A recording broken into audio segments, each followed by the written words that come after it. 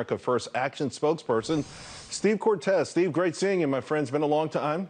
It sure has. Too long, Charles, but thank you for having me. So it's not just the Fox poll. It's Washington Post, ABC, Gallup, almost any pollster out there. And that's taken, and what I find intriguing by this, Steve, is if you look close into these polls, they're so divided along political lines where you say if Democrats really felt better or acknowledged they felt better, right, President Trump would be in some sky-high numbers. And still, people are saying this election at most is a toss-up. Right. Well, listen, I think it's better than a toss-up, and largely for this reason, by the way. I mean, I think primarily because of the economy. I think that the president is a prohibitive favorite. But why? More importantly than this being good for the president, this is just great news for America. We have a country right now of broadening prosperity, of surging optimism, and a country that is wealthier from work.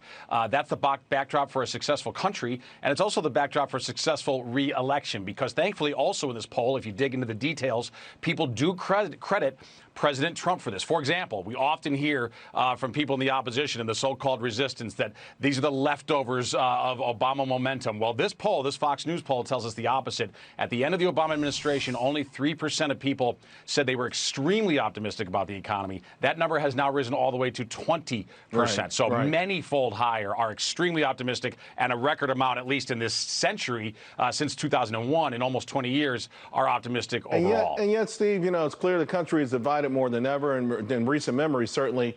Is there any way that civility can win out in November? Because, I'm reading articles that are saying, hey, you know what, let's be there should be incivility. Right. There should be, even a greater battle between the political parties. And while we don't mind them hashing things out, it feels like we've crossed the line in many areas. Unfortunately, I have to concur there. I'd like to be more optimistic, but I have to join you that it doesn't seem like the civility movement has a lot of backers. But listen, if I can be part of pushing civility, I think that this great economic news is great for everyone. By the way, one of the things within this poll that really excited me personally is that Hispanics in this poll give the president 52% approval rating in his handling of the economy.